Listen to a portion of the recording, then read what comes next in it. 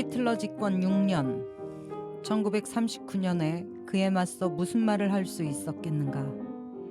경제는 정말 살아나고 실업자는 정말로 일자리를 구했으며 군비 확장은 현실이었고 베르사유 조약은 죽은 문서가 되었으며 오스트리아는 제국에 합병되었고 보헤미아의 메멜, 체코의 주데텐란트 지역은 다시 제국에 속하게 되었고 그것도 총 한 방 쏘지 않고 독실한 기독교인과 마르크스 주의자들까지도 30년대 중후반에 부인할 수 없는 히틀러의 업적과 중단되지 않는 기적의 행위들을 보면서 혹시 나 자신의 척도가 잘못된 것은 아닐까, 내가 믿었던 것이 모두 틀린 게 아닐까 자문할 수밖에 없었다.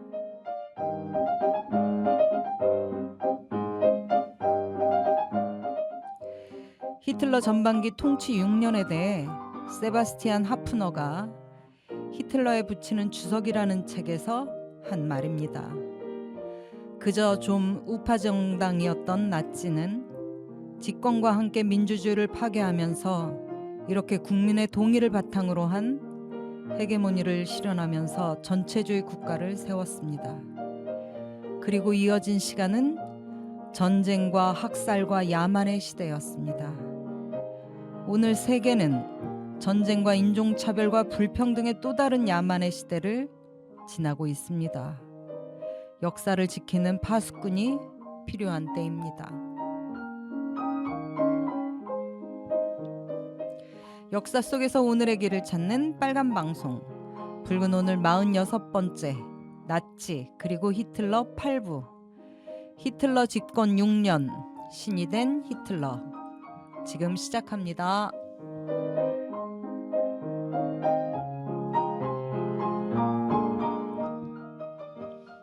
네, 안녕하세요. 반갑습니다. 네, 저는 심재욱이고요. 네, 양경규입니다. 나경찬입니다. 네, 날씨가 너무 춥습니다. 네, 정말 47번째입니다. 일곱 번째. 여섯 번째. 번째입니다. 아, 여섯 번째입니까? 네. 네, 양경규 아, 위원장님이 계속 네. 오타를 네. 내시는데 제가 다 정정하고 있습니다. 네, 앞에 죄송합니다. 여섯 번째로 돼 있습니다. 네, 맞습니다. 맞습니다. 자, 올 들어서 가장 추운 날이 이어지고 있는데요. 감기들 조심하시고 오늘 드디어 이제 히틀러 8부까지 왔습니다. 그죠? 네, 네. 9부에서 끝나는 거죠, 위원장님? 네, 9부로 마치려고 합니다. 네. 알겠습니다. 자, 오늘도 할 얘기가 많은데 혹시 뭐 들어가기 전에 하실 말씀 있으시면 간단하게 하시죠. 네. 생각보다 힘이 센 어떤 사람 때문에 정말 피곤합니다. 네. 요즘, 피곤하죠. 요즘 너무 고생이 많으시고 위원장님도 혹시 네. 윤 모시기 그 사람이 이 방송 듣고 이대로 하는 거 아닌지 모르겠습니다. 근데 너무 비슷한 게 많아요. 맞아요. 네. 네. 저는 우리 방송보다 네. 그 저기 옛날에 그 히틀러 그 사례를 막 뒤져가지고 찾아서 하는 것 같아요. 네. 그러니까. 아 진짜 윤 머시기 때문에 요즘 너무 피곤하고. 아니 어제 제가 집에 들어가서 뉴스를 트니까 윤모 씨께서 달 그림자를 쫓는 것 같다 이런 말을 했더라고요. 네. 나는 뭘 잘못한 게 없는데 달 그림자 이렇게 허상을 쫓는 거 아니냐 니들이. 그렇죠. 네, 이런 말을 했더라고요. 그래서 제가 그것도 또 시적으로 해서 그러니까 그냥 계엄이 실체가 없다 이런 얘기인 그런 거죠. 거죠. 그냥 달 그림자도 아니고 호수에 비친 달 그림자. 어머나. 아니 그래가지고 제가 생각나는 게 있었어요. 세상에. 이백 시인이 월하 독작이라는 시를 연작으로 쓴 게 있어요. 네. 달빛 밑에서 혼자 술잔을 자작한다 이런 뜻인데 거기에 보면은 내가 혼자 외롭게 술을 먹고 있는데 처음에는 외로웠는데 친구 하나 없이 먹다 보니까 셋이 되었다. 하나는 달, 하나는 나, 하나는 달 그림자. 이런 시가 있거든요. 내가 보기에는 그동안 즐겨 마시던 술을 끊어가지고 갑자기 시심이 발동하시는 거 아니 아니에요? 그래서 제가 이 말을 꼭 하고 싶어요. 달 그림자가 있다는 것은 달이 있다는 뜻입니다. 네. 네, 네. 아이고, 네, 열심히 지금 다들 진실과 실체를 밝히고 바로잡기 위해서 다들 노력하고 계시는데요. 끝은 있을 겁니다. 네. 네. 자, 우리가 또 갈 길이 멀기 때문에 바로 시작할까 네. 하는데요. 괜찮겠죠? 네. 우리 썸네일 좀 들어가 볼까요? 네. 역사 속에서 오늘의 길을 찾는 빨간 방송. 붉은 오늘. 지금 시작합니다. 네. 박수. 네. 우리가 새로 시작한 붉은 오늘 시즌 4가 됐잖아요. 네.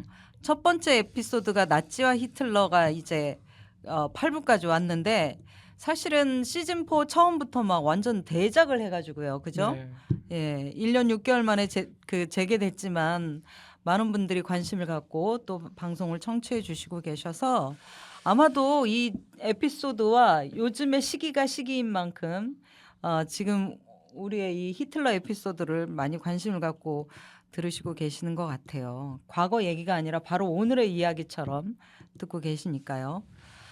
자, 8부까지 왔는데요. 히틀러 총통의 시대를 이제 얘기를 해야 돼요. 그죠? 네. 네. 바로 떠오르는 것은 민주주의 말살과 전체주의 그리고 전쟁과 유대인의 학살 등 완벽하게 장악한 그 권력을 가지고 나치 정권이 이후 독일을 어떻게 통치했는지 네. 그리고 이제 극단적인 우파 민족주의 정당이기는 했다 하더라도 집권 후에 어떻게 전쟁과 학살의 정권으로까지 나아가게 됐는지를 오늘 이제 살펴봐야 되는 거죠. 참이죠. 네, 네.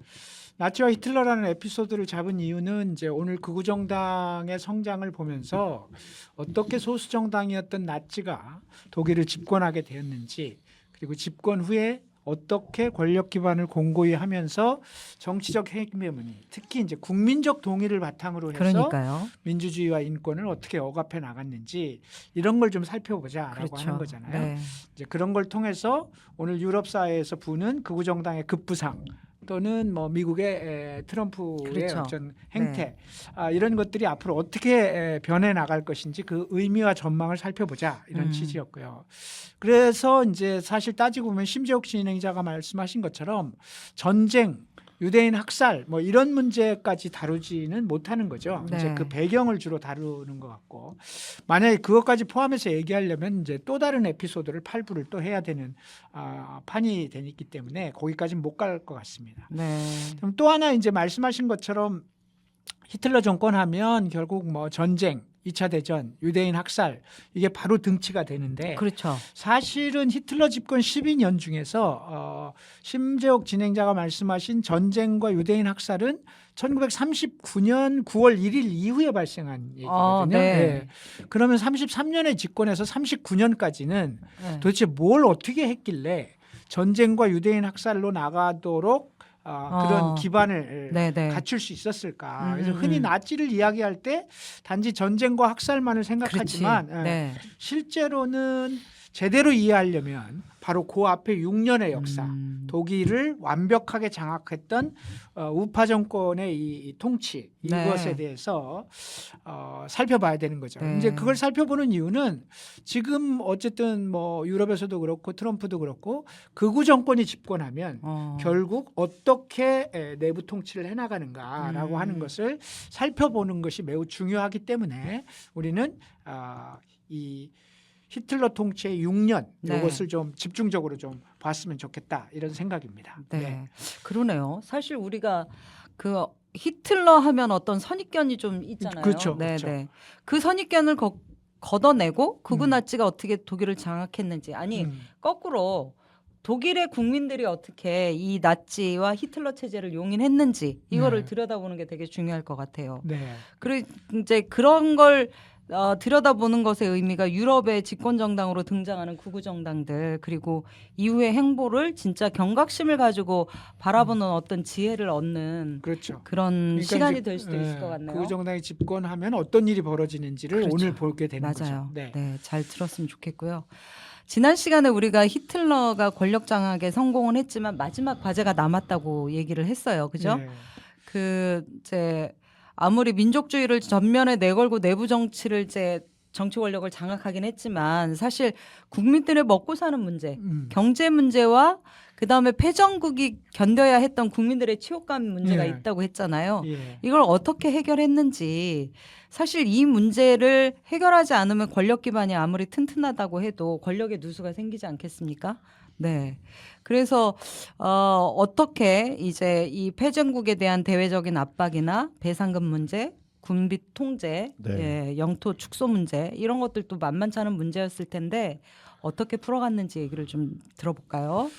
네, 사실 이제 한 나라가 뭐 배상금, 군비 통제, 영토 축소 이런 등의 문제를 복합적으로 안고 있다고 하는 것은 아무리 뛰어난 지도자를 보유하고 있다 하더라도 요즘에도 사실 이런 문제를 복합적으로 한 나라가 가지고 있으면 풀기 힘들었을 거예요. 그렇죠.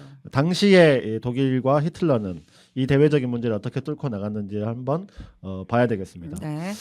우선 히틀러 정부는 독일을 옥죄고 있는 세계 자본주의 질서에 대한 거부를 과감하게 선언합니다. 독일의 경제 정책의 자율성을 심각하게 옥죄고 있었던 것이 근본위제였거든요. 금본위제. 네. 이제 이 근본위제 때문에 이 대외 종속 경제가 이제 실시되고 있었는데 이것을 청산하는 거죠. 근본위제는 한 나라가 갖고 있는 금이 얼마나 되느냐에 따라서 통화 정책, 그러니까 돈을 찍어낼 수 있는 거를 한계 네. 주어져 있는 거고 이렇게 네네. 하는 것이 당시에는 경제 정책에서 당연하다고 생각했던 거예요. 근데 이것을 과감하게 철폐합니다. 정부가 필요하면 돈을 찍는 것이지 금이 얼마냐에 따라서 우리가 스스로 한계를 지울 필요가 없다라고 네. 뛰쳐나온 것이죠. 이게 이제 자본주의 체제 내에서의 약속이거든요. 네. 금이 있는 만큼만 그 찍기로 시기에. 하자. 네네네. 그 마음대로 찍어내면 이 돈 가지고 딴 데 이렇게 하니까 이제 기준이 있어야 되는 거 아니냐 해서 그걸, 나온 게 이제 금을 얼만큼 갖고 있느냐를 기준으로. 그만큼을 기준으로 이제 화폐를 찍어낼 수 네. 있어요. 그래서 이제 이 금 보유고에 근거한 통화 정책을 폐지해 버리면서 재정 정책에서 충분한 융통성을 정부가 네. 스스로 확보를 한 거고요. 경제 위기에 대응할 수 있는 공간을 확보한 겁니다. 네. 이어서 베르사유 조약을 무력화하기 시작합니다. 음. 배상금 지불, 또 군사력 규모 제한, 공군을 보유하지 않겠다고 하는 약속, 네. 이런 것들을 보란 듯이 무시하고 군비 확장을 통해서 실질적 재무장을 하게 됩니다. 그러면 당연히 이 베르사유 조약을 강요했던 외국들이 저지에 나서야 하는데 영국과 프랑스는 이런 문제에 대해서 외교적으로 우려를 표명하면서도 특별한 조치를 취하지 않습니다. 네. 국내적으로 이 정도에서 멈출 것이다, 더 나아가지는 않을 것이다라고 별거 아니라는 태도를 계속 보이는 거죠. 히틀러는 이전 정부와는 다르게 우리 국민이 너무 힘드니까 좀 봐줘 이렇게 부탁하는 게 아니고 아주 정면 돌파를 딱 시도합니다. 과감하게 이제 하는 것이죠. 히틀러를 좀 우습게 봤겠네요. 네, 그러니까요.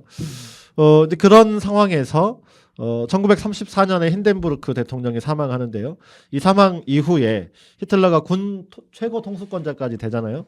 그래서 그로부터 34년에 힌덴부르크가 사망하고 1년 후인 35년에는 베르사유 조약과 그 보완 조약이었던 로카르노 조약을 깨버리고 라인란트 지역을 재무장해버립니다. 히틀러가. 영국과 프랑스는 말했다시피 별것 아니다. 또 국민들에게도 요 정도에서 멈출 것이다. 약간의 도발이다. 이렇게 진지하게 취급하지 않았다가 히틀러가 계속 질풍노도처럼 밀고 나가는 거예요. 나중에는 이게 감당하지 못하는 상황이 됩니다. 그래서 영국과 프랑스가 우리가 이렇게 해도 영국과 프랑스가 더 세게 나가지 못한다라고 하는 것이 확인되니까 히틀러는 더욱 질주하게 됩니다. 급기야는 1936년 이때는 스페인 내전이 있었을 텐데요. 스페인 내전에 공군력을 보냅니다. 스페인에. 그 프랑코를 지원합니다. 아이고. 자기 나라의 공군력을 확보할 뿐만 아니라 이제 외국에 파견까지 보내는 것이죠. 피카소가 그린 가장 유명한 그림 중에 게르니카라고 하는 그렇죠. 그림이 네. 이 게르니카는 독일이 아니라 스페인의 한 도시인데 독일이 게르니카를 폭격하는 참상을 표현한 초현실주의 그림이라고 하잖아요. 그래서 이제 이 시대를 배경으로 나온 것이죠. 36년에 스페인에 공군을 보내고요. 38년 3월 오스트리아를 독일 제국으로 합병해 버립니다. 네. 그리고 9월 과거 독일 영토였고 독일계가 다수라는 이유를 들어서 체코의 주데텐란트를 합병합니다. 사진에 이렇게 나오는데요. 오스트리아를 합병했을 때 이 오스트리아 국민들이 이 나치를 환영하는 장면이 나오는 것이죠. 환영하는 국민들의 모습. 독일은 이렇게 파상 공세를 취하고 영국과 프랑스는 그러면 논리적으로는 막아야 하는데 어떻게 했을까요?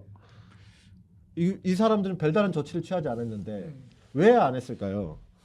바로 영국과 프랑스는 독일을 건드렸을 때 전쟁 상황이 될까봐가 두려웠던 겁니다. 전쟁을 피하고 싶었던 거죠. 네. 그래서 계속 어정쩡한 태도를 보이다가 결국에는 히틀러가 보여주는 이 현상을 인정하는 데까지 나아가고 합의까지 해주고 맙니다. 아이고, 네. 조금 봐주면 뭐 더 이상은 나가지 않겠지, 착해지겠지, 이 정도에서 멈추겠지 저런. 라고 생각했다고 말할 수 있겠는데요. 히틀러는 이렇게 대외 정책에서 정면 돌파를 시도하고 패전국의 국민이었던 독일 국민들은 이때 어떻겠습니까? 민족적 울분이 없어지겠죠. 씻어지겠죠.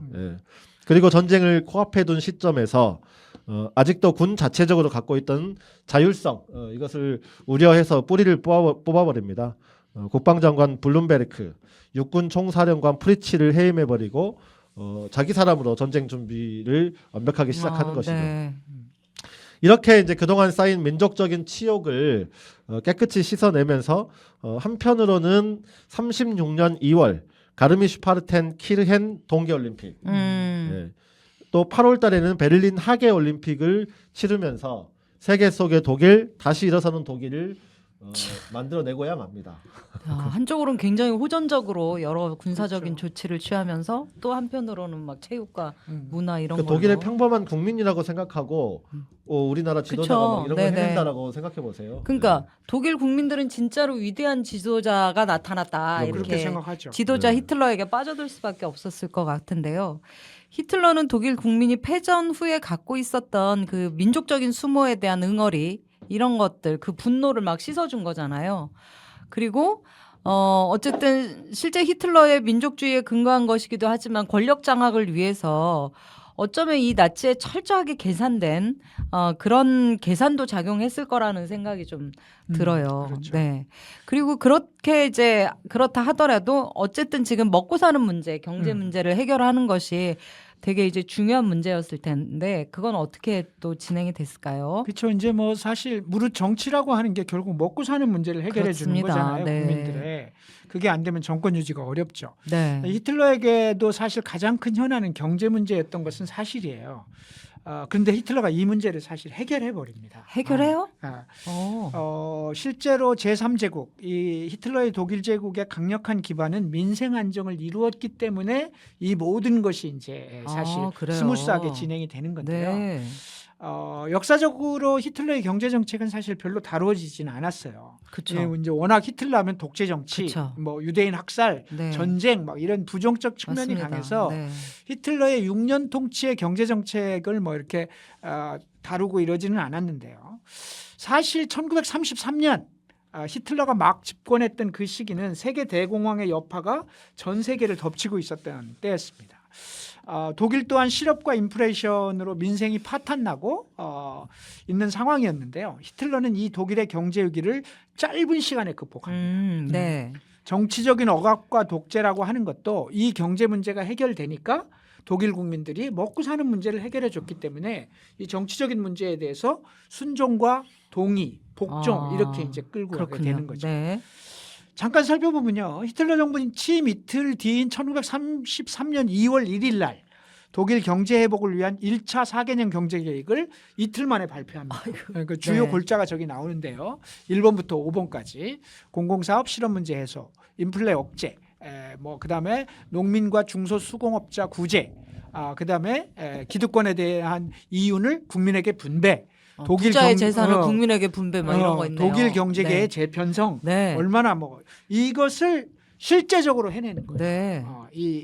그래서 히틀러가 집권한 1933년 국민 총생산은 32%나 감소했고 실업자는 560만에 달해서 실업률이 33%였는데 1936년이 되면 실업자가 160만 명으로 떨어집니다. 우와. 그러니까 무려 400만 명이 일자리를 새로 찾은 거예요. 그러네요. 불과 3년 만에 그런 거죠. 네.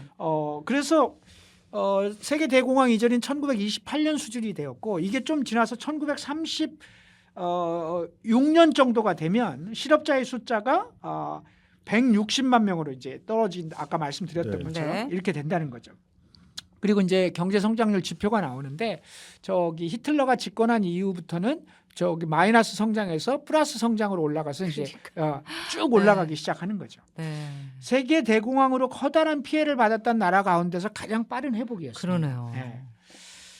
그리고 이제 1938년에 가면 실업자가 43만으로 줄게 됩니다. 세상에. 이거는 뭐 네. 10분의 1 어마어마하다. 이하로 떨어지는 네. 그러니까 사실상 완전 고용 상태가 된 거예요. 네, 네, 네. 실업자 48만은 이게 뭐 비자발적 실업일 수도 네. 있고 이 정도 되면 사실 완전 고용 상태라고 네. 볼 수 있는 거죠.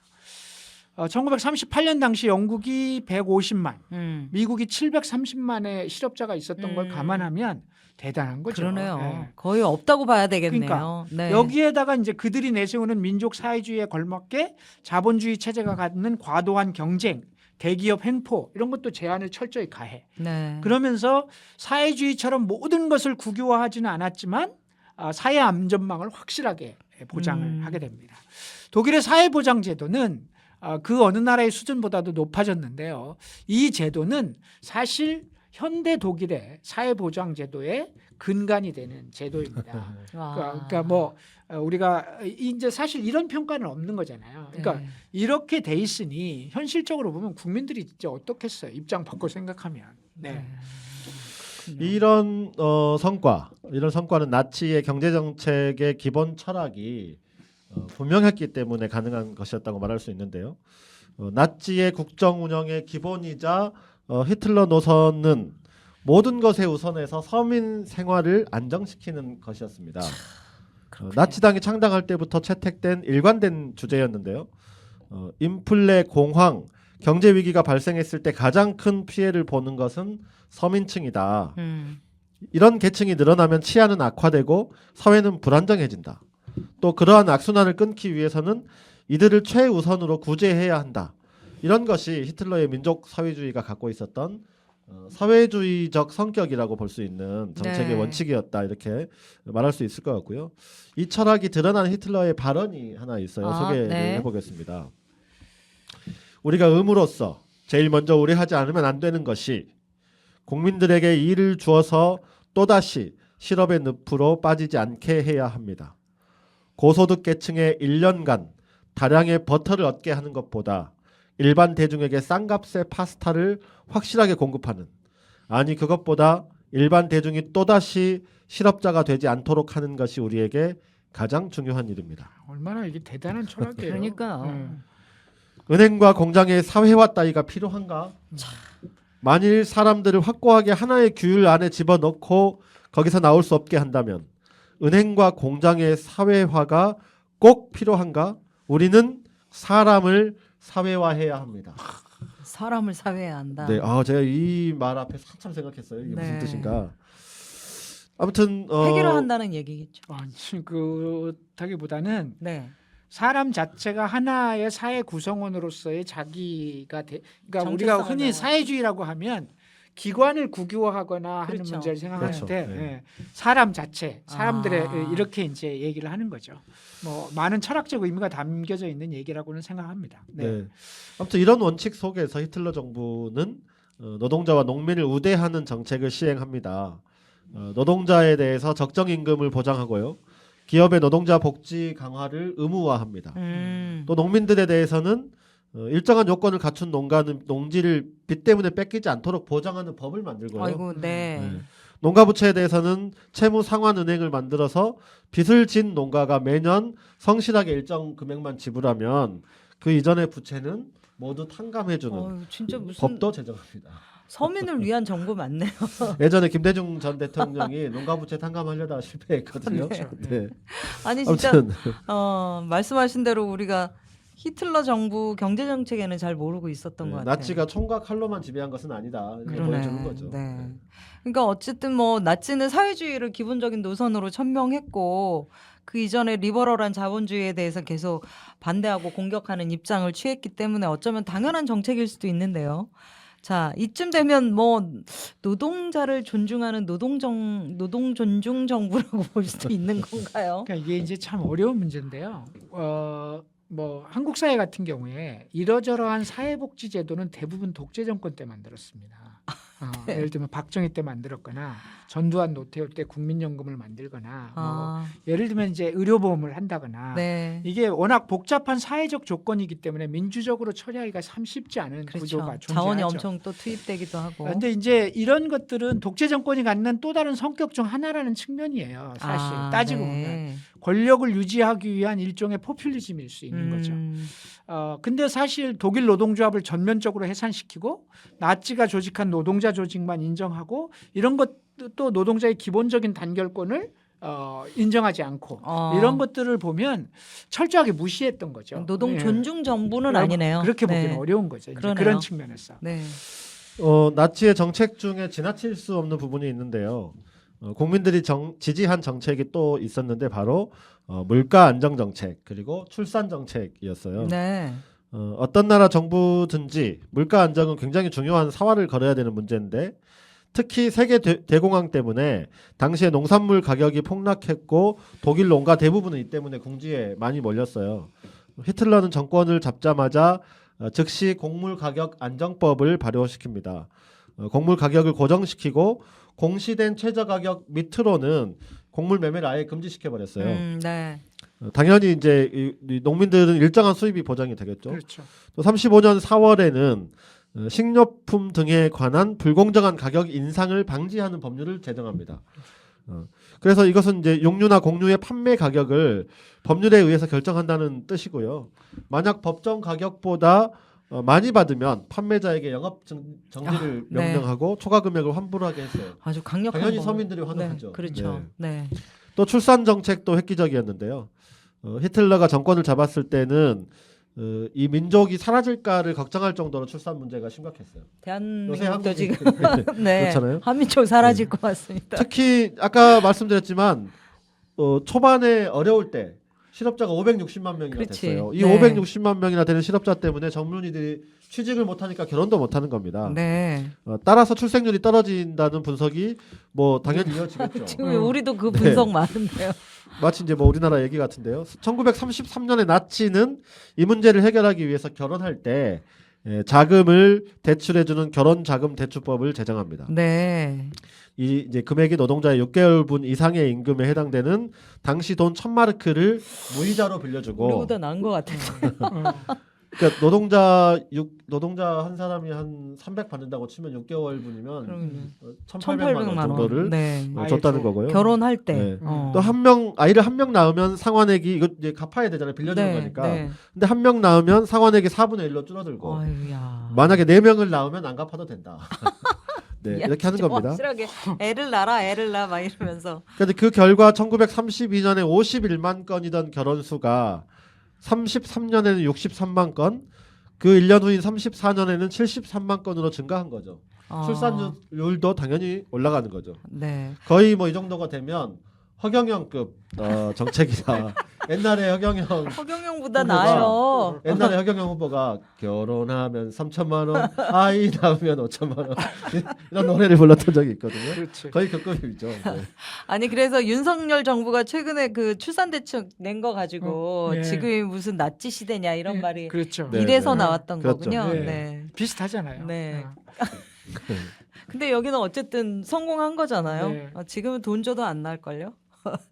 근데 이런 정책들을 펴는데 들어가는 이 돈들은 다 어디서 나오나요? 이게 국가가 주도하는 경제 정책의 필수적인 게 이제 국가 재정인데 경제 불안하면 인플레 심리가 나타나고 이럴 경우 국가가 재정을 투입하면 또 이게 인플레가 심화되는 문제가 네. 그렇죠. 또 발생이 될 텐데 아니 독일은 배상금 문제 때문에 경제적인 여력이 정말 없어서 이런 정책을 쓰기도 쉽지 않았을 텐데 어디서 돈이 나오는 그러니까 겁니까? 이제 뭐 우리가 얘기하다 보니까 거의 전문적인 경제 방송 수준으로 지금 가는 아니 것 뭐 같기도 그런 건 한데, 아닌데 네. 이 경제적 성공은 집권 이후 채택한 기본적인 거시 경제 정책으로부터 기인한 거죠. 네. 그러니까 히틀러 정부는 일단 세계 대공황의 여파를 차단하기 위해서 세계 자본주의 체제의 편입을 거부하고 근본위제를 폐지하고 독일이 갖고 있는 자산이나 노동력을 기준으로 화폐를 발행한 거죠. 그렇게 해서 통화 정책을 채택하니까 돈은 있는 거예요. 네. 우리가 찍으면 되는 거지. 과거와 같은 그 세계 자본주의 체제를 전면적으로 거부하고 국내 경제 정책을 독자적으로 수행할 수 있는 일단 기반을 만드는 거죠.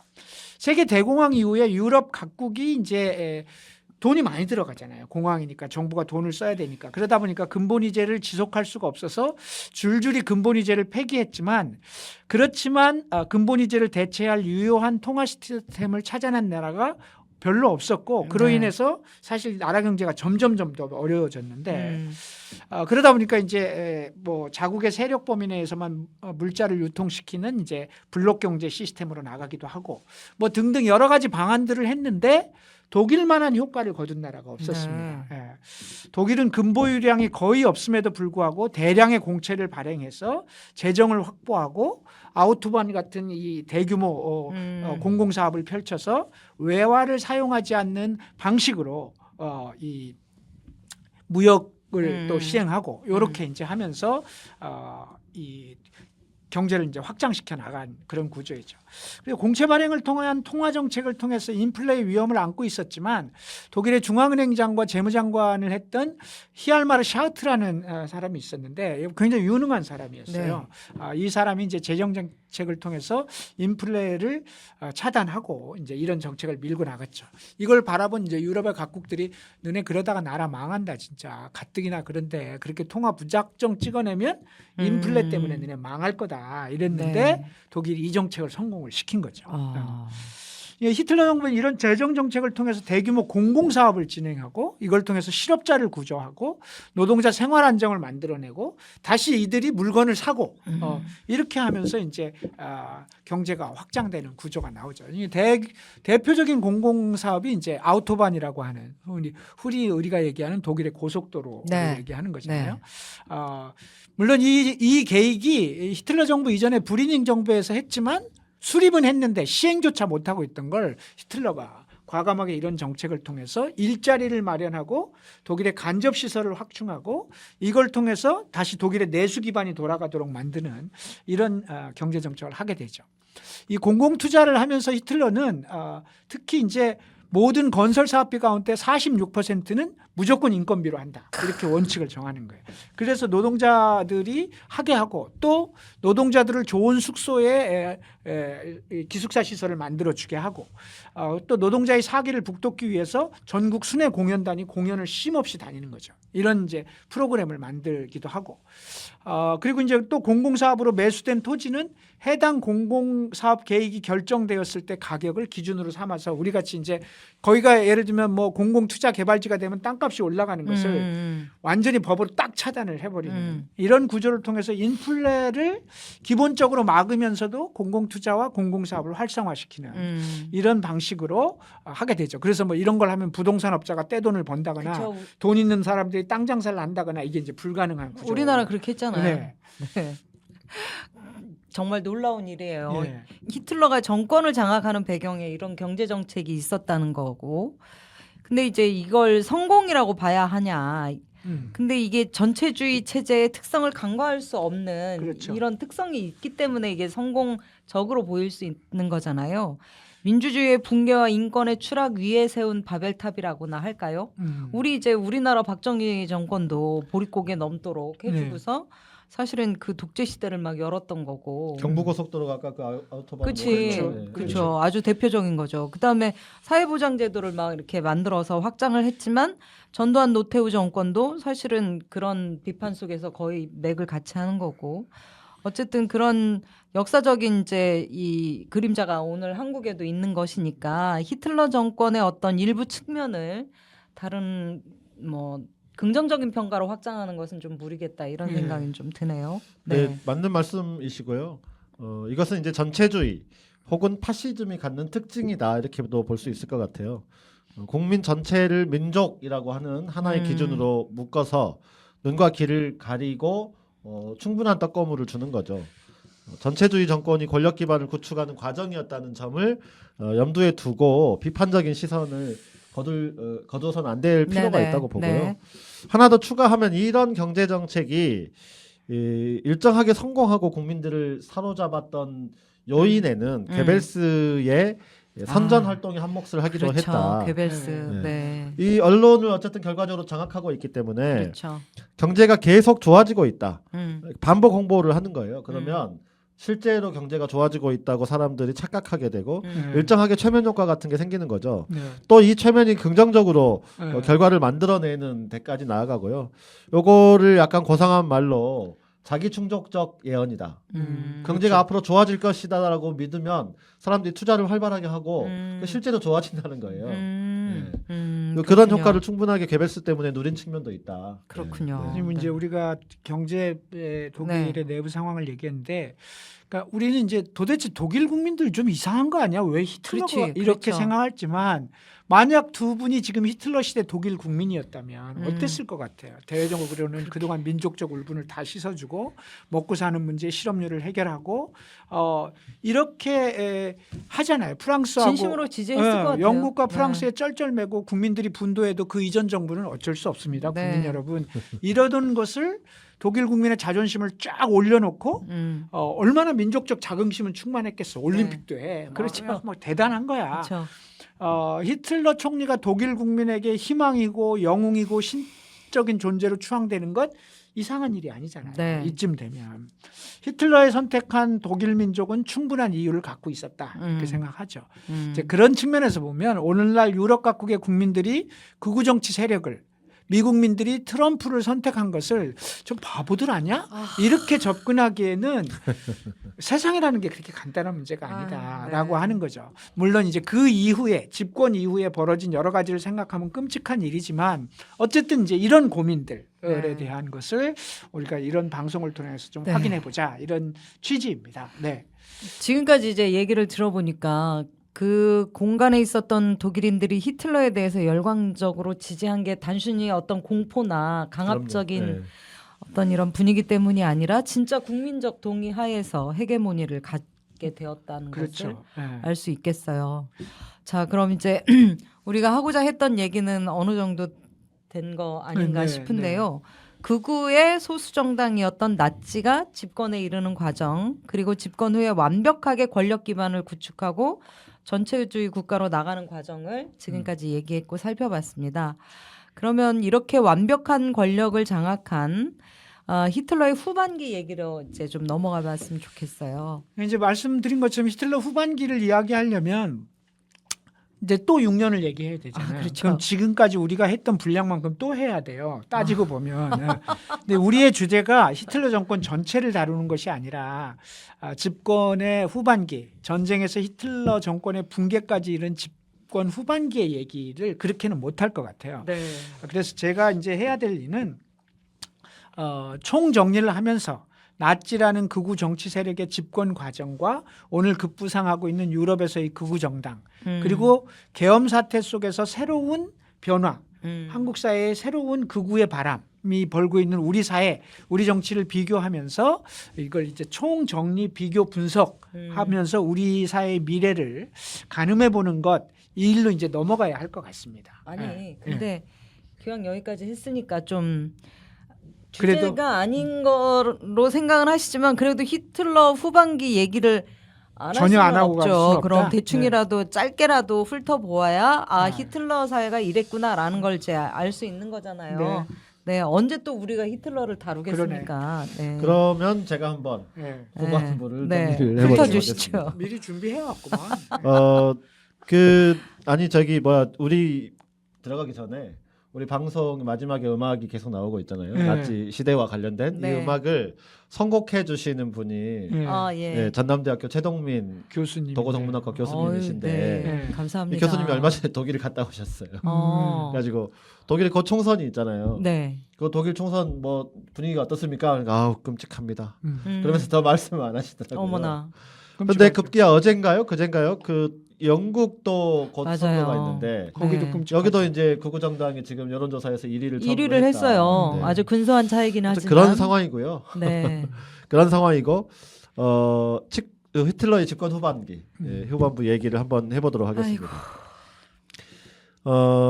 히틀러 후반기가 우리가 마지막으로 이야기해야 되는 주제하고 연동이 전혀 없는 건 아닙니다. 그래서 어느 정도 이제까지는 네. 짧게라도 이야기를 할 필요가 있는데요. 집권 후반기는 1939년에서 45년까지의 기간이다 이렇게 볼 수 있습니다.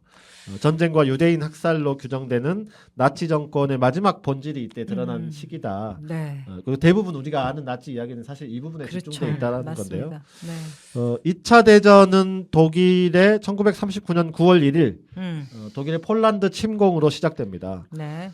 이어서 전 세계 지역 유럽과 아시아, 아프리카에서 독일, 이탈리아, 일본이 추축국 동맹을 이루고요. 또 미국, 영국, 프랑스, 소련 등이 연합국을 이뤄서 서로 대결하는 형태로 진행이 됩니다. 다른 지역은 오늘 뭐 생략하고요. 2차 네. 대전 이야기가 아니니까 네. 독일이 싸운 유럽 전선을 중심으로 말씀을 드려볼게요. 네. 유럽 지도가 나올 텐데요. 독일은 1940년에 먼저 북유럽, 노르웨이, 덴마크, 네덜란드, 벨기에 지역을 점령합니다. 아무튼 요 지역을 점령을 하고 서부전선을 돌파를 하기 시작합니다.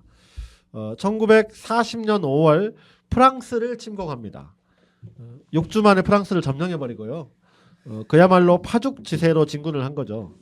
파죽지세가 무슨 세상에. 뜻인지 아세요? 알죠. 대나무를 네, 쪼개는. 대나무를 쪼개는 기세라는 말인데 대나무에 칼을 쫙 박으면 그냥 쫙 갈라진답니다. 더 이렇게 안에도 힘을 안 줘도 네. 그런 정도로 이제 이 유럽을 점령을 해버린 건데요.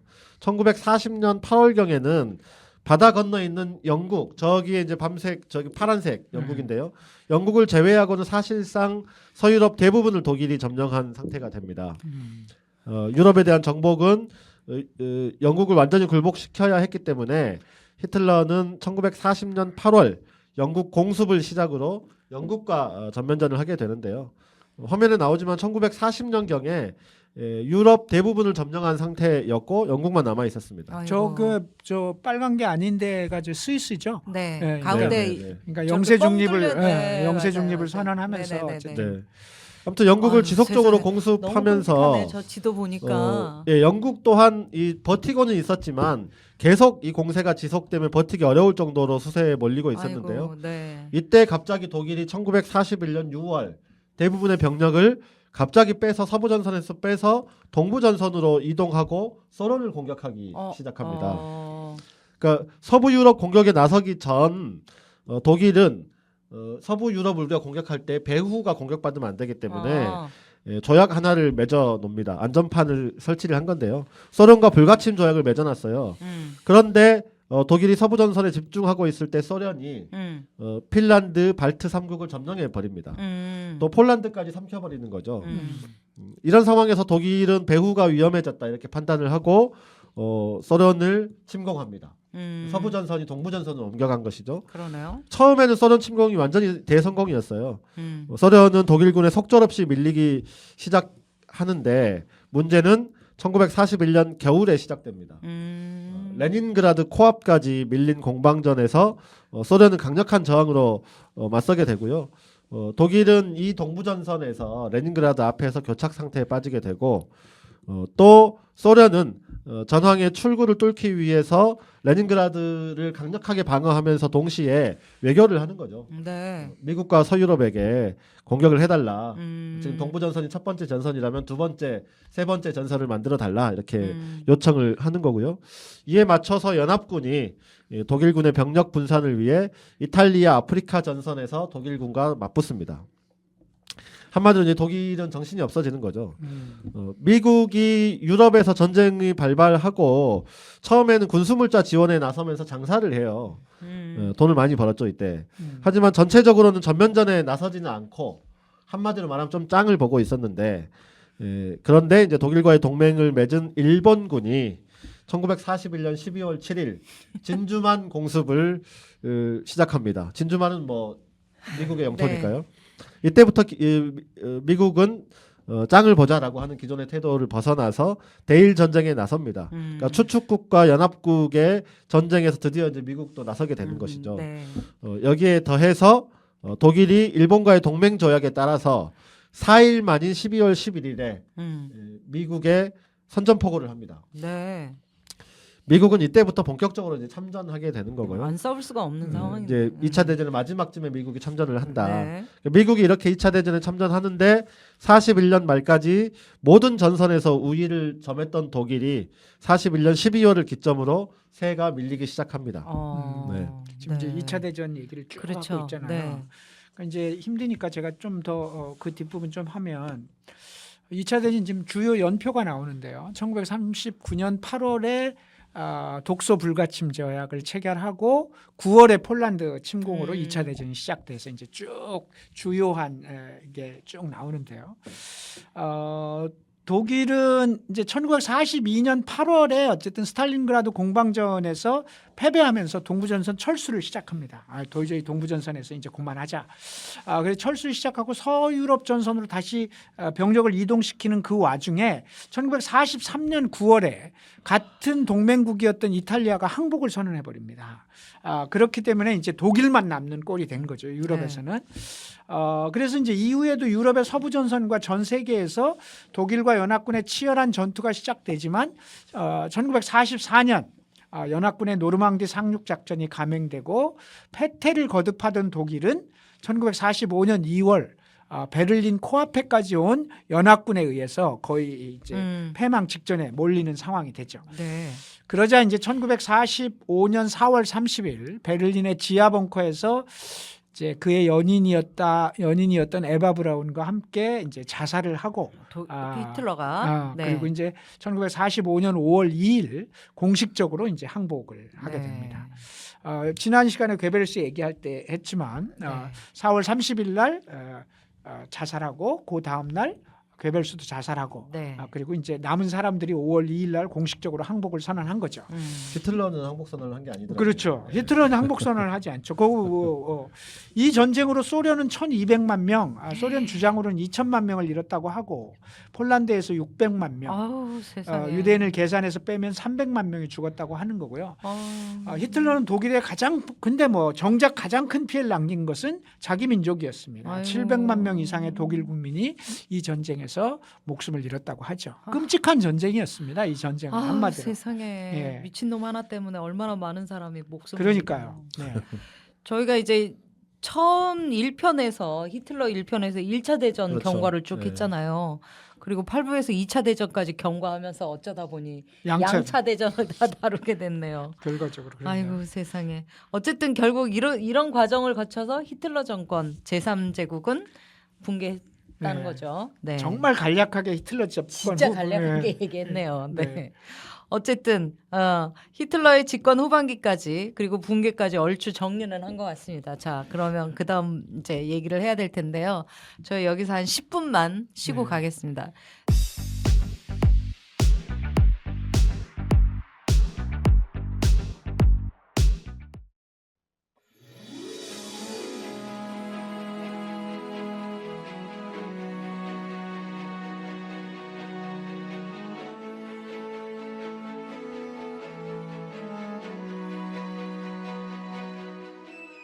여러분은 지금 붉은 오늘 양경규, 나경채, 심재욱과 함께하고 있습니다.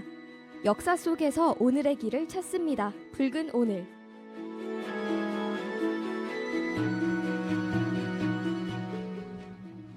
네. 자, 이제 쉬고 왔으니까 다시 얘기를 이어가야 될 텐데요. 지금부터 할 얘기는 그동안의 내용을 종합하면서 오늘 우리 고민을 좀 함께 나눠보는 시간이 되지 않을까 싶은데요. 네. 네. 네, 그 이야기를 이제 시작할 차례긴 한데 네. 그 전에 우리 진행자께서 이야기한 내용하고도 관계가 뭐 깊을 것 같은데 나치 입장에서 또 히틀러의 입장에서 이 전쟁의 의미 그리고 왜 이렇게 엄청난 전쟁을 일으켰는지 목적이 뭐였는지 히틀러는 도대체 무슨 생각이 그냥 막 아무 생각 없이 한 건 아닐 거 아니에요? 히틀러 무슨 생각으로 이런 짓을 했는지 이걸 좀 짚을 필요가 있는 것 같아요. 그런가요? 네. 그래서 이제 나의 투쟁이라고 하는 책에 히틀러의 전쟁에 대한 생각이 나오는데요. 히틀러는 역사를 한 민족의 생존을 위한 싸움의 과정이다라고 나의 투쟁에서 표현을 합니다.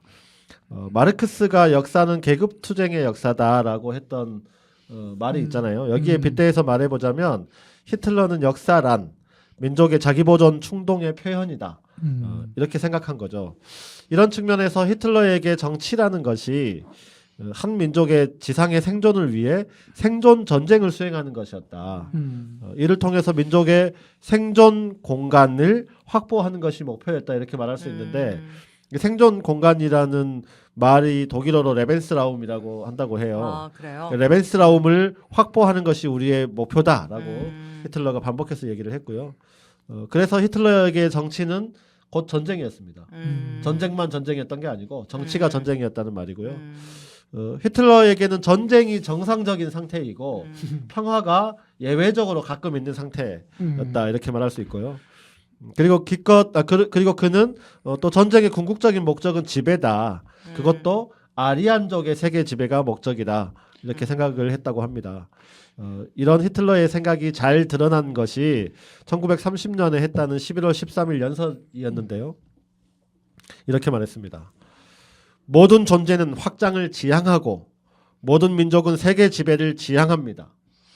우리 모두는 먼 미래에 최고 인종인 독일 민족이 지배 민족이 되어 인류를 위해 해결해야 할 문제들이 있음을 알아야 합니다. 엄청난 선민의식이죠. 2차 대전은 망상증 환자 같아. 뭐 그렇게도 말할 수 있죠. 네. 2차 대전은 바로 이런 히틀러의 사상 기반 위에서 벌어진 전쟁이다. 이렇게 말할 수 있고요. 독일 민족이 세계를 지배하고 그 민족이 보다 넓은 생존 공간을 확보하기 위한 전쟁이라는 것이었는데요. 러시아가 우크라이나 전쟁을 시작했을 때 러시아가 자신들의 전쟁의 정당성을 바로 이 말로 표현을 했어요. 생존 공간, 레벤스라움이라는 말을 빌어서 주장하기도 그래요? 했는데 이게 네. 참 역사의 아이러니죠. 그러네요. 또 서유럽의 동진, 나토의 위협에 우리가 맞서고 있다. 그리고 우크라이나에 거주하는 러시아계 주민의 생존을 위해서 이 전쟁이 불가피하다. 이게 이렇게 당시 주장했죠. 푸틴의 말이었거든요. 네.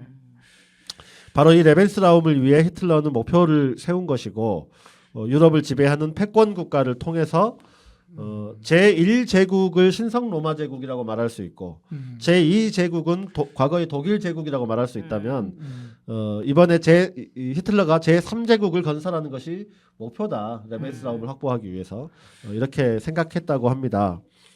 또 유럽을 지배하는 독일이 아시아와 아프리카에 대해서도 지배권을 유지하는 것이 중요한 목표였고 이런 걸 생각해 보면 왜 히틀러가 전쟁을 일으켰나 하는 질문에 대한 답을 여기서 찾지 않으면 히틀러의 전쟁을 잘 이해하기가 어려울 거다 이렇게 말씀드릴 수 있을 것 같아요. 그렇죠. 네. 그러니까 만약에 이게 이제 통상적인 전쟁으로 일정한 패권 혹은 일정한 영토의 확보가 전쟁의 목표였다면 1940년 독일이 이미 유럽 전체를 무릎을 꿇렸잖아요. 네. 그리고 영국과 소련이 전전긍긍하고 있었고 그러면 이쯤 되면 이제 할 만큼 다 한 거잖아요. 그쵸. 그러면 영국과 프랑스 등과 평화조약을 대충 체결하고 히틀러가 점령한 작은 나라들에 대한 지배권을 갖고 또 독일의 영토 일부도 확장하고 이렇게 하면서 정리할 수 있었을 거예요. 아니면 더 최악의 경우는 1941년 조금 밀리기 시작하던 그 시기에 세계 곳곳에서 이제 연합군이 전열을 정비하면서 막 치고 들어올 때 이때 독일이 정말 이러다가 우리가 승리를 못하는 거 아니야? 이렇게 이제 독일의 참모들도 전전긍긍하고 있을 때 이때라도 포기했으면 되는 거죠. 그쵸. 그런데 그때 바로 오히려 히틀러는 모든 전쟁의 역사가들이 이해하지 못하는 결정을 내리거든요. 네. 오히려 네. 그 결정이라는 게 미국에 대해 선전포고를 하는 거예요. 오히려 전쟁을 확전하는 거예요. 그렇죠. 밀리고 있는 상황임에도 불구하고 아까 제가 말하면서도 이해가 여전히 안 돼요. 확전하는 거죠. 히틀러는 그러니까 또 히틀러는 연합군의 점령이 독일 점령이 코앞에 있던 1945년 4월 베를린의 지하 벙커에서 이렇게 얘기를 해요. 적군이 당장 또는 가까운 시일 안에 사용할 수 있는 독일 내의 모든 군사시설과 사회 간접 자본을 파괴하라. 독일을 한마디로 초토화시켜라. 어머. 왜냐하면 저놈들이 써먹을 수 있으니까 라는 명령을 내립니다. 이제 후세 사람들이 이 명령을 네로 명령이라고 하거든요. 네. 네로가 로마 시내를 불태운 것처럼 네로 명령이라고 부르는 명령을 내리는데요. 당시 최측근 중에 하나였던 알베르트 슈페어라고 하는 사람이 그건 곤란합니다. 이렇게 얘기를 해요. 그러니까 히틀러가 여기에 대해서 이렇게 답변을 합니다. 전쟁에 패배한다면 민족도 패배하는 것이다. 도이치 민족이 생존을 위한 가장 최소한의 생존을 위한 필요한 기반 그거 고려할 필요조차 없다. 오히려 이런 것들을 스스로 파괴하는 편이 낫다. 민족이 허약하다는 판정이 이미 난 거 아니냐 우리가 진다면 패배한다는 것은 미래는 더욱 강한 민족의 것이기 때문에 이 전쟁 뒤에 남는 것은 어차피 열등한 자들밖에 남지 않는 거다. 우수한 자들은 이미 다 전사했다. 독일을 파괴하라. 이거 얼마나 무서운 말이에요. 최종적으로 독일 민족이 승리하지 못하면 독일을 파괴하는 것이 역사의 법칙이라고 봤던 거죠. 네. 저 아까 그 화면 다시 한번 보면 그 화면에 이제 저희 진짜 히틀러는 아니에요. 우리가 가끔 다들 보신 영화가 있을 텐데 위에가 진짜 히틀러 아니요, 아니에요? 둘 다 히틀러가 아닌데 둘 다 배우예요? 다운폴이라는 너무 닮았어. 다운폴이라는 영화가 있어요. 이제 지하 벙커에서 마지막 회의 장면도 나오고 하는 그런 영화 장면 배우의 사진인데 히틀러로 착각하지는 마시고요. 여하튼 이런 히틀러의 발언을 두고 이제 세바스찬 하프너는 어떻게 평가하냐면 히틀러는 말이 경마 경주에서 우승하지 못했다고 분노하고 실망해서 말을 채찍질하여 죽이는 경주마의 주인처럼 행세했다. 이렇게 얘기를 하죠. 그러니까 네. 그런 표현으로 대듯이 마지막에 독일 민족의 파괴를 명령한. 그러니까 히틀러의 전쟁이라고 하는 것은 다른 의미였던 거죠. 네. 그러니까 채찍질해서 죽이는 경주마 주인처럼 행세했다. 정말 적절한 표현이라는 생각이 드는데요. 저는 극단적인 나르시시스트 같아요. 2차 대전을 거시적인 관점에서 보면 1차 대전 후에 자본주의 체제가 위기에 빠지고 세계 대공황의 늪에 빠진 상황에서 선발 제국주의 국가와 후발 제국주의 국가 간의 대결이 격화되는 상황이었다. 이 대결을 팽창주의적인 민족주의와 파시즘 등이 조장하면서 전쟁으로 나갔다 이렇게 말할 수 있을 것 같습니다. 이 모순이 가장 집적되어 있던 나라가 바로 독일이었던 것이고요. 바로 그 독일의 나치와 히틀러라는 변수가 결정적인 트리거샷이 되었던 것이다. 그런데 또 그렇기는 해도 사실 독일이 일으킨 전쟁은 그 발발이나 과정이 위에서 살펴본 것과 같이 그런 이해가 없으면 여러 면에서 합리적 근거나 일반적인 전쟁의 이런 상황으로는 이해가 좀 점처럼 쉽지 않다 이렇게 얘기할 수 있을 것 같아요. 근데 이게 또 합리적 석으로는 도저히 이해가 안 되는 게 또 하나 전쟁 있거든. 말고 또 있어? 있죠. 예, 예. 바로 유대인 학살이요. 그렇죠. 그렇죠. 네. 네. 진짜 도무지 이해가 가지 않거든요. 왜냐하면 나치의 기본주의라는 입장은 분명히 있지만 그 강령이나 히틀러의 이런저런 발언들을 보면 뭐 반유대라고 하는 것은 그렇다 하는데 이거는 유대인의 절멸을 선언하고 이게 막 600만, 570만에 가까운 그렇죠. 유대인을 네. 학살한다고 하는 것이 사실 상식적으로 너무 이해가 안 가거든요. 단순히 그러니까 단순한 그렇죠. 그러니까 반유대주의로만은 설명되지 않는 이게 뭐냐는 거예요. 그렇죠. 반유대주의를 한다고 해서 570만을 죽여야 그러니까 되냐는 죽여야 거죠. 되냐고요. 이것도 어쨌든 히틀러를 이해하기 위해서 한번 들여다봐야 될 지점인데요. 그렇죠. 우리가 네. 흔히 아는 뭐 민족 분쟁, 인종 학살 이런 건 사실 특정 민족 간의 역사적 과정에서 벌어진 학살, 그거에 대한 보복, 또 보복, 그렇지. 또 서로 학살, 말해. 그러다가 전쟁 뭐 네. 이런 거잖아. 그러니까 서로 근데 민족- 여긴 아니잖아요. 이런 일련의 역사적 과정들이 있었고 이로 인해 두 민족 간의 끔찍한 비극이 벌어지는데 있어서는 안 되는 일이지만 그래서 저렇게 서로 죽이는구나. 이게 그 뭐 어쨌든 이해가 되는 부분이 있는 거잖아요. 근데 유대인이 독일 민족에게 원수가 될 만한 구체적인 행위를 한 적이 없어요. 그러니까요. 그럼에도 불구하고 이 600만이나 죽인다. 도대체 왜 그런 걸까? 네. 그러니까 히틀러가 집권한 이후에 그리고 2차 대전 당시에 홀로코스트까지 나아가는 데까지 나치의 유대인 말살 과정에 대해서 한번 짧게라도 원래 이거 우리가 안 하기로 했는데 하다 근데 보니까 안 할 수가 없는 거예요. 히틀러 얘기를 여기까지 할 때는. 왔으니까 뭐 네. 간단하게 또 살펴보죠. 예. 히틀러의 유대인 정책 또 그 실행 과정을 정리를 한번 해보면요. 네. 1933년 지난번에 말씀드렸다시피 정권위임법이 그렇지, 통과되고 정권유인법. 일주일 뒤에 히틀러 정부가 선언한 유대인 상점에 대한 불매 네네. 운동이 있었는데 생각나죠. 네, 독일 국민이 히틀러의 기대와 달리 냉담한 반응을 그렇죠. 보였다고 네. 했잖아요. 예. 그러니까 나치는 바로 이를 철회합니다. 고집을 안 피우고 바로 철회하는 거죠. 그 후에 즉각적이고 물리적인 조치보다는 아주 천천히 선전을 통해서 유대인에 대한 거부감을 확산시킵니다. 전략을 바꾼 것이죠. 네. 드러나지 않는 차별을 통해서 이 문제를 처리해 나가기로 했다. 이런 얘기를 했었는데요. 그 후에 히틀러 정부는 한 걸음 나가서 유대인을 특정한 임무나 직업에서 배제하는 이 정책을 시행합니다. 나중에는 이게 먹히니까 전 직업군을 확대하는 것이죠. 그러니까 유대인 직업을 나중에는 가질 수 없게 되는 거죠. 네. 이와 동시에 일상적인 테러가 돌격대에 의해서 저질러지고요. 네. 히틀러 정부는 이를 이를 방어합니다. 네. 돌격대는 정부군은 아니니까요. 네. 시나고그라고 하는 게 유대인 회당인데요. 이 네. 유대인 회당에 방화를 합니다. 유대인 상점을 습격하는 일이 수시로 벌어집니다. 사진이 나오는 네. 저런 일들이 예, 저 벌어져요. 위에가 이제 시나고그 어머나. 유대인 회당이 불타는 거고요. 음. 밑에 상점. 유대인이 상점. 운영하는 상점이 저렇게 세상에. 습격을 당하는 거죠. 뿐만 아니라 유대인이 저술한 책들을 불태우는 행위가 대학가를 중심으로 유행처럼 번져나갑니다. 불매 운동이 실패한 후에 벌인 이 같은 차별 조치 이것들 때문에 유대인들이 점차 고립되기 시작했고요. 도시 곳곳에 유대인 출입 금지 구역이 하나둘씩 생겨나기 시작합니다. 이런 일련의 과정을 거친 후에 히틀러는 유대인에 대한 보다 분명한 억압 조치를 위해서 법률을 하나 만드는데요. 네. 이른바 뉘른베르크 법이라고 알려진 법이 바로 이것입니다. 정식 명칭은 독일인의 피와 명예를 지키기 위한 법 그리고 제국 시민법이라고 합니다. 네.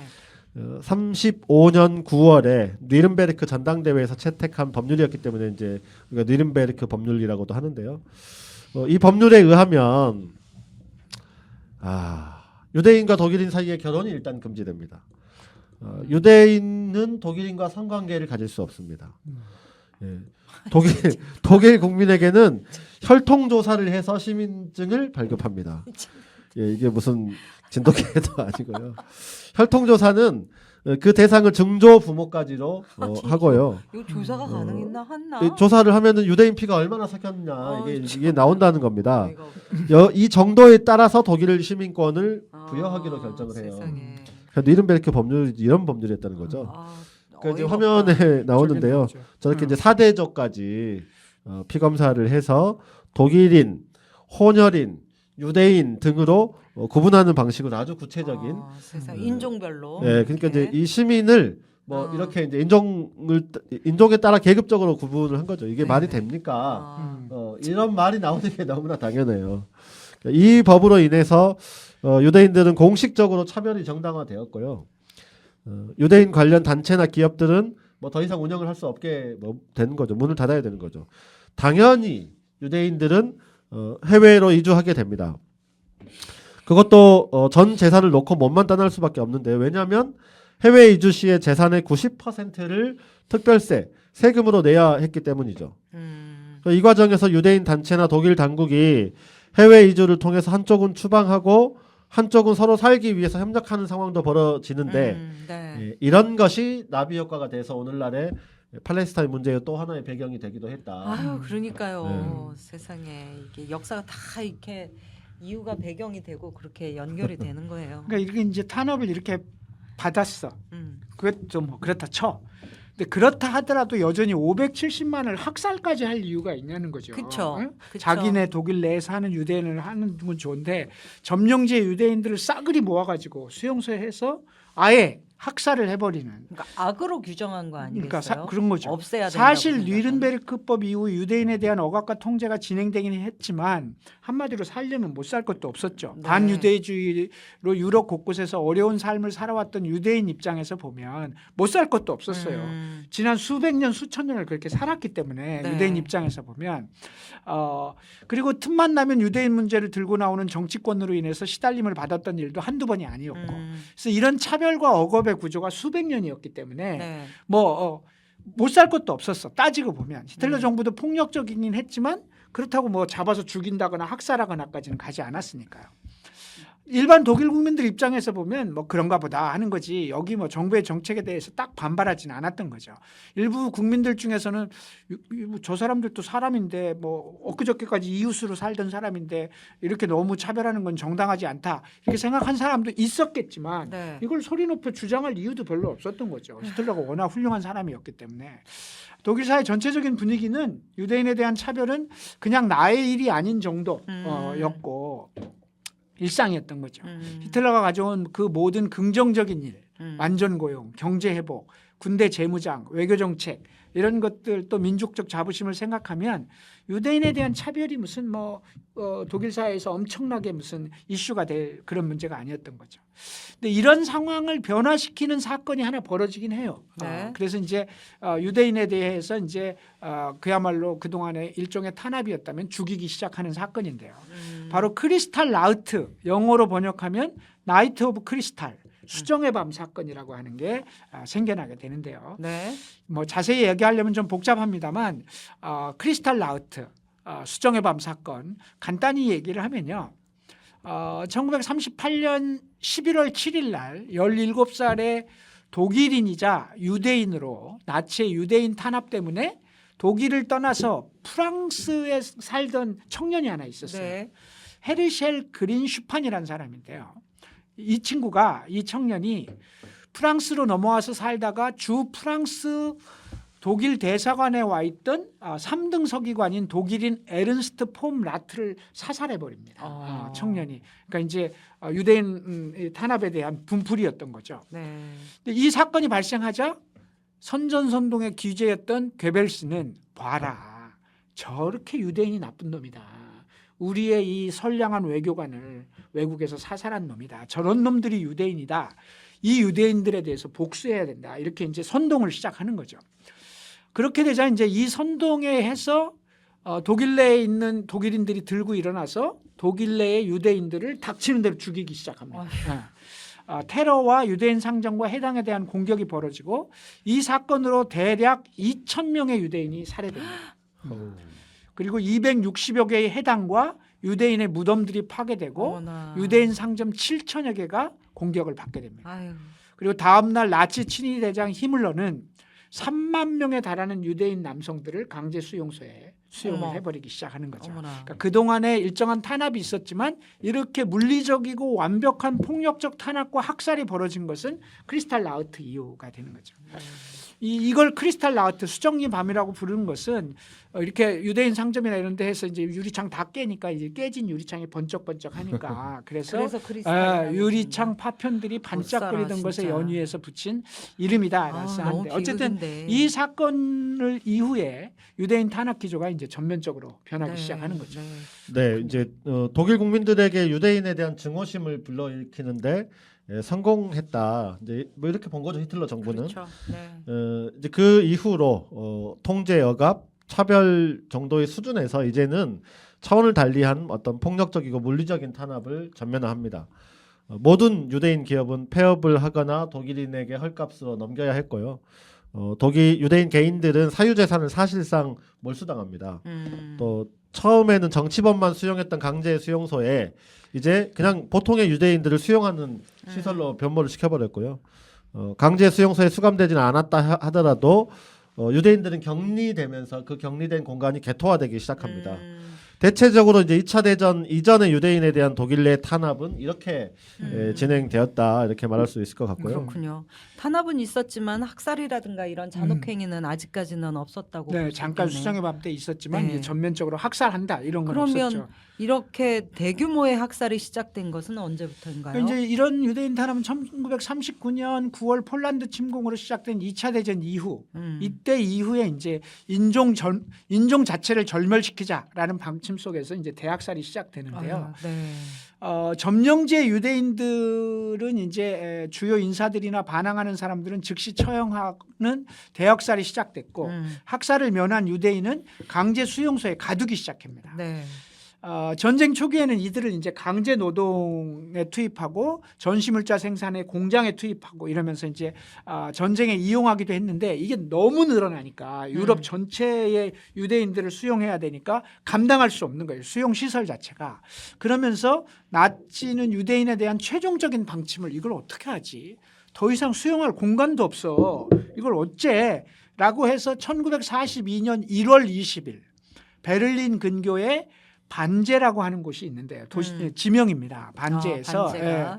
국가보안부장 라인하르트 하이드리히가 주재한 회의에서 이들이 이제 소위 뭐 독일어로 제가 독일어를 하지 않았습니다만 그대로 옮기면 엔툴레중 데어 유덴 프라게 영어로는 파이널 솔루션이라고 합니다. 아유. 파이널 솔루션이라고 하는 유대인 문제에 대한 최종 해결책을 네. 이제 결정을 하게 되죠.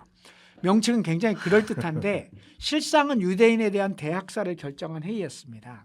이게 이제 파이널 솔루션이라는 게 하나의 고유명사가 됐어요. 네. 그렇죠. 그래서 영어권에서는 이 단어를 안 씁니다. 이게 바로 이제 유대인 학살과 연결돼서 네. 우리는 그냥 파이널 솔루션 이런 말을 뭐 그냥 일반적으로 쓸수 영어니까 없는 영어니까 그렇지만 영어권에서는 아예 안 쓰는 단어입니다. 이 그렇군요. 단어 자체가 네네네. 지금 이제 화면에 참석자 명단과 회의록 어. 그리고 이제 이를 주도한 라인하르트 하이드리 사진이 나오죠. 네. 저 사람은 또 뭘로 유명하냐면 혹시 새벽의 7인이라는 영화 봤어요? 새벽의 7인이라는 영화에서 이제 암살당하는 사람인데요.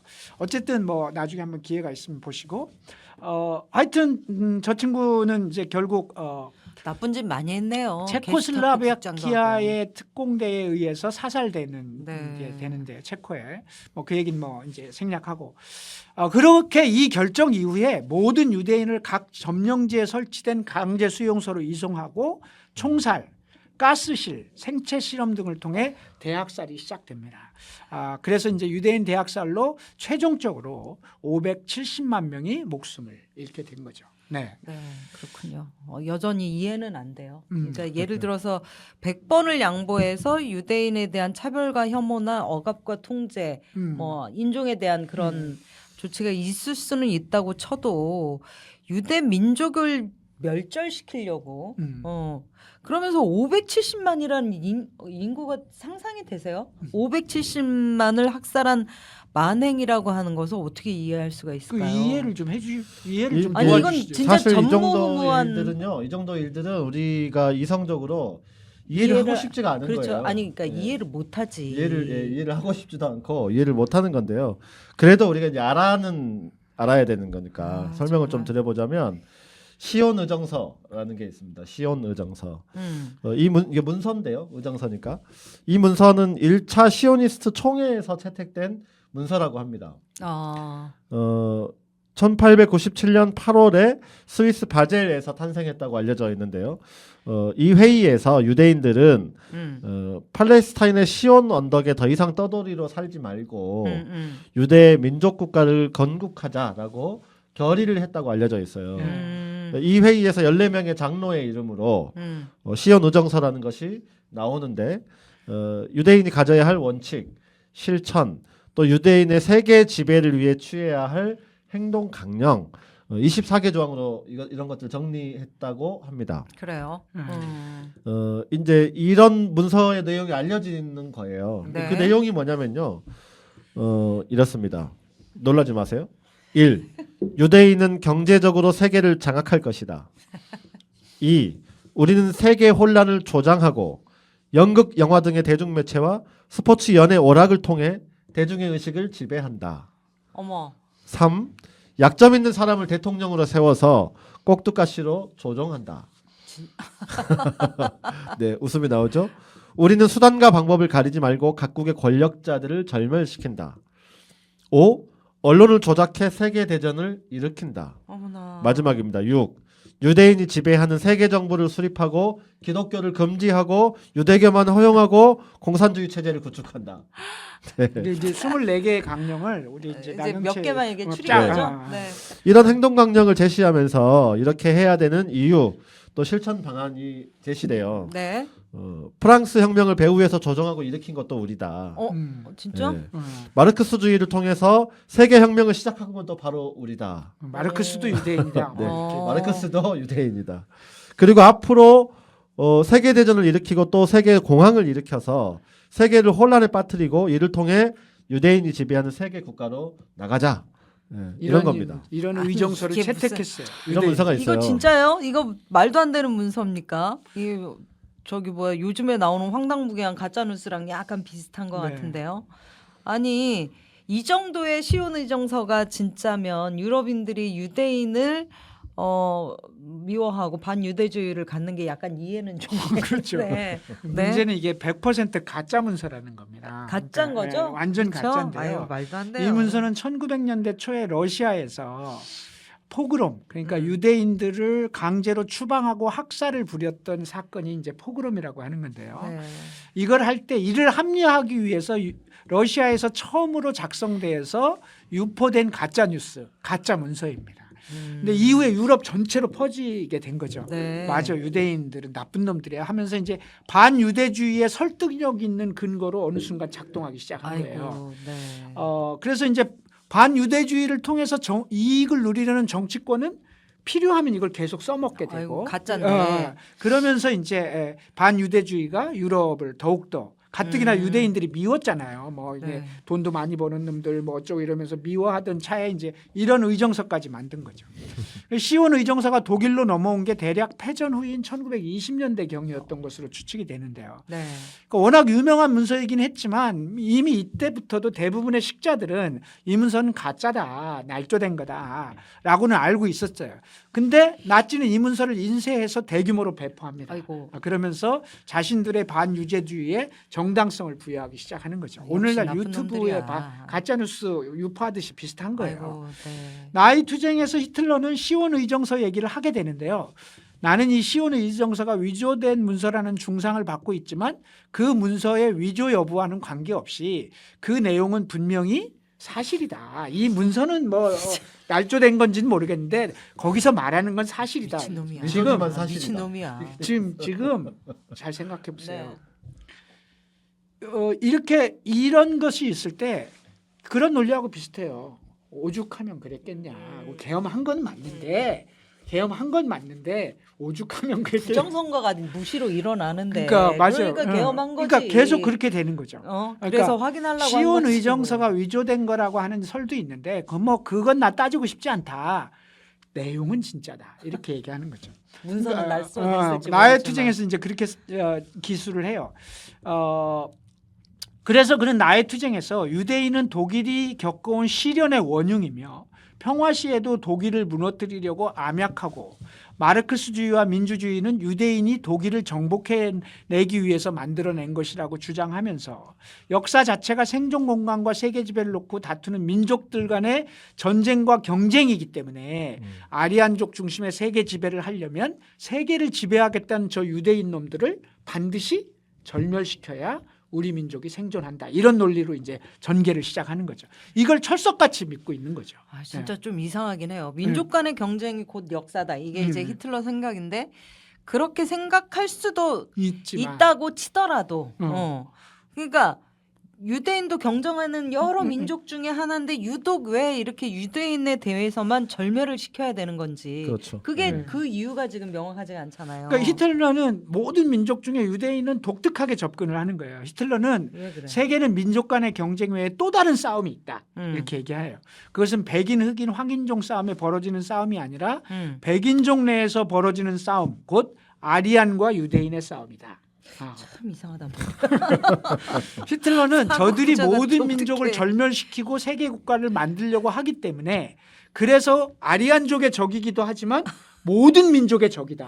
어? 네. 왜 세계 지배를 하려고 하기 때문에 그래서 민족들이 생존 공간을 놓고 싸우더라도 적어도 유대인에 대해서만큼은 모두 합쳐서 저 한 놈은 꼭 죽여야 된다. 이렇게 생각을 하는 거예요. 네.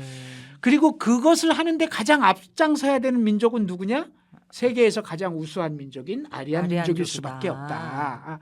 이런 논리의 연장석에서 그는 아리안족을 더욱 우수한 민족으로 만드는 우류왕종 사육 계획을 밀어붙이잖아요. 그러니까 이 혈통 조사를 한 이유가 다 네네네네네. 그거예요. 아리안끼리만 교배를 해야 된다. 뭐 그리고 말하자면. 독일 여자들 다 잡아놓고 그렇죠. 장교들이 맞아요. 들어가잖아요. 그런 거죠. 예. 네. 그러니까 또 유대인에 대해 어떤 일이 있더라도 그래서 이제 절멸시켜야 한다 이렇게 봤던 거죠. 유대인 절멸, 홀로코스트. 이걸 단순히 인종차별의 수준으로 설명할 수 있는 문제가 네. 아닌 거죠. 약간 그러니까- 미쳤어요. 예, 그러니까. 그러니까 사상적으로 편집증이 아니고서는 달리 설명할 예. 방법도 없고 그 지구상에서 절멸을 시켜야 될 이유는 히틀러에겐 있었고 그것이 인류 최대의 범죄인 그렇죠. 홀로코스트를 낳은 거죠. 아, 하여튼 히틀러가 하여튼 그 사고 속에서 이제 빠져 있는 건데요. 제가 아우슈비츠 수용소 사진이 나오네요. 네. 저기 위에 붙은 저 글귀가 어. 노동이 그대를 자유롭게 하리라라고 저렇게 써 있다면서요. 네. 근데 저 안에 들어간 사람 아무도 자유를 못 얻은 거죠. 그렇죠. 네. 네, 목숨을 잃었죠. 네. 좀 더 얘기를 해보자면요. 어떤 역사가들은 이렇게 주장을 하기도 합니다. 2차 대전을 일으킨 히틀러의 목적이 단순히 아리안 민족의 세계 지배뿐만이 아니라 유대인의 절멸 그 자체가 이 전쟁의 목적이기도 했다. 이렇게 어머나, 보는 세상에. 견해도 있어요. 진짜. 그러니까 아리안족이 세계를 지배하기 위해서 불가피하게 유대인을 절멸시켰다가 아니고 애초에 처음부터 유대인의 절멸을 목적으로 전쟁을 일으켰다라고 하는 견해도 있다는 거죠. 아이고, 네. 위에서 또 말했지만 히틀러는 폐색이 짙었던 전쟁이지만 독일 민족이 승리하지 못한다면 그것은 민족 간의 경쟁이라는 법칙에서 승리하지 못한 것이고 그렇다면 독일 민족은 철저히 파괴되는 것이 법칙이다 이렇게 봤다고 말씀드렸잖아요. 네, 네. 그런데 히틀러는 이 전쟁의 목적이 또 하나의 목적이 유대인 절멸이었기 때문에 폐석이 짙어진 1941년 후에도 세계 지배는 우리가 실패할 것 같지만 성공하지 못할 것 같지만 유대인 절멸의 만큼은 위해서라는- 달성하자. 예, 나머지 하나의 목적만큼은 계속 우리가 추진해야 된다. 이러고 이렇게 생각했다는 거죠. 세바스티안 하프너는 이것을 이렇게 얘기합니다. 히틀러에게 군사적인 전쟁을 수행하는 것은 아직 필요한 일이었다. 대량 학살을 수행할 시간을 벌기 위해 아이고. 누가 먼저 결승점에 도달할 것인가? 유대인 근절을 목적으로 하는 히틀러인가? 아니면 독일의 군사적 패배를 목적으로 하는 연합군인가? 히틀러는 연합군이 결승점에 도달하는데 3년 반이 걸리게 했다. 그 사이에 히틀러도 자신의 끔찍한 결승점에 가까이 다가갔다.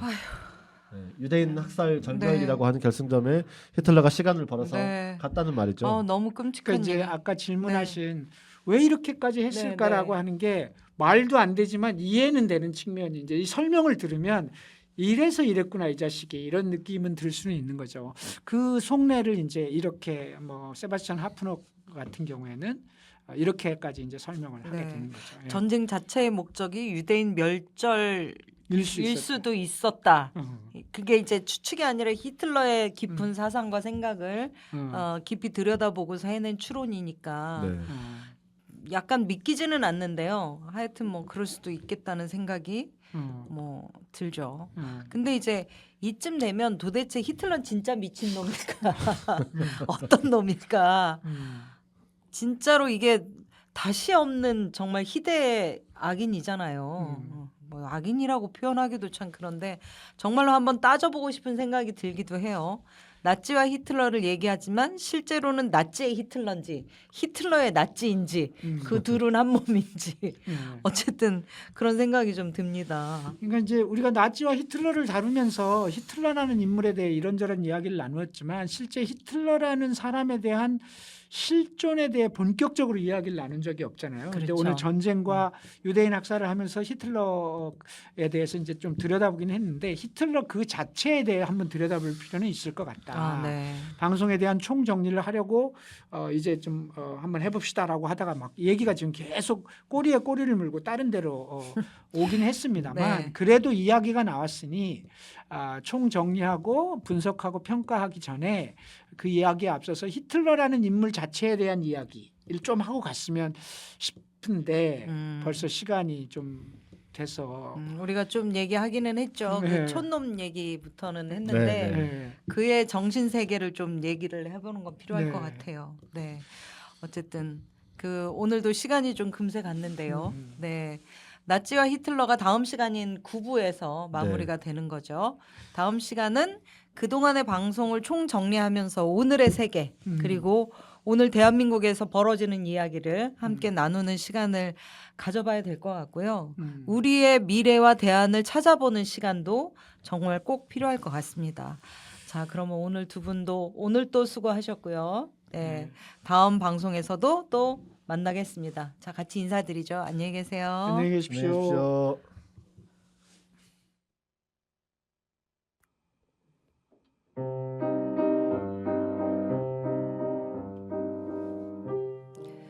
폴란드를 점령한 이래 30만 명의 유대인들이 잔혹하게 학살당했다. 독일인들은 아둔한 잠 속에서 이러한 나치의 범죄를 조장한 셈이다. 사람마다 나는 이러한 죄와 아무런 관련이 없다고, 나는 양심에 거리낄 것이 없다고 할지 모른다. 그러나 누구도 벗어날 수 없다. 모두가 유죄, 유죄, 유죄이다.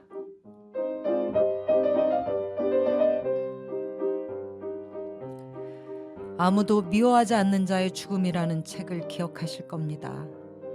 어목했던 나치 시대의 한복판에서 한스 숄, 조피 숄 남매를 비롯하여 뮌헨 대학 학생들과 쿠르트 후버 교수가 1942년에 결성했던 백장미단이라고 있습니다. 나치에 맞서서 저항하는 운동을 이들이 벌입니다. 이들은 학교와 거리에서 비밀리에 선전물을 뿌리고 독일 청년과 국민들의 각성을 촉구합니다. 그러나 1943년 2월 6번째 전단을 배포하다가 발각되고 이들 모두는 단두대에서 그 짧은 삶을 마치게 됩니다. 그 청년들이 그 전단지에서 목숨을 걸고 호소했던 외침이 남아 있습니다. 그 외침이 오늘 새로운 의미로 다가옵니다. 함께 기억하고 싶습니다.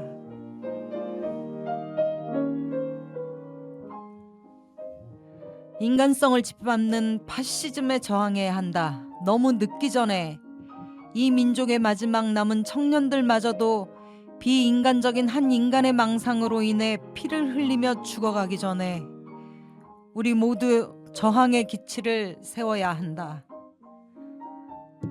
네, 오늘의 엔딩곡은요, 도이치스 미제레레라는 곡입니다. 독일의 베르톨트 브레이트가 가사를 썼고 한스 아이슬러가 곡을 만들었습니다. 두 사람은 히틀러의 무리한 명령을 충실하게 따라가다가 몰락해가는 독일의 운명을 지켜보면서 1943년에 이 곡을 작곡했다고 합니다. 이 곡은 히틀러와 독일이 자신만만하게 이웃을 침탈하지만 결국 몰락할 것이라는 사실을 경쾌한 멜로디와 냉소적인 가사로 표현하고 있습니다. 도이치스 미제레레는 독일을 불쌍히 여기소서라는 뜻이라고 합니다. 함께 들으면서 오늘 방송 마치겠습니다. 안녕히 계세요.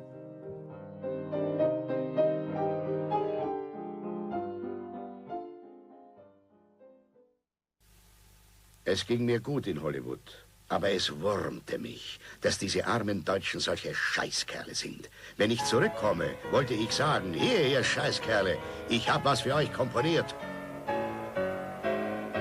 Eines schönen Tages befahlen uns unsere Obern, die kleine Stadt Danzig für sie zu erobern. Wir sind mit Tanks und Bombern in Polen eingebrochen und haben es erobert in 2 Wochen.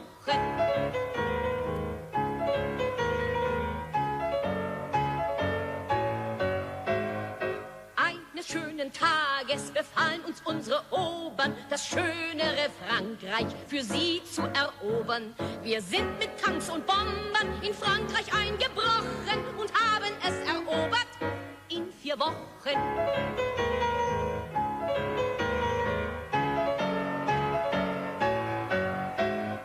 Eines schönen Tages befahlen uns unsere Obern, das riesige Russland für sie zu erobern. Wir sind mit Tanks und Bombern in Russland eingefahren und kämpfen um das Leben seit 2 Jahren.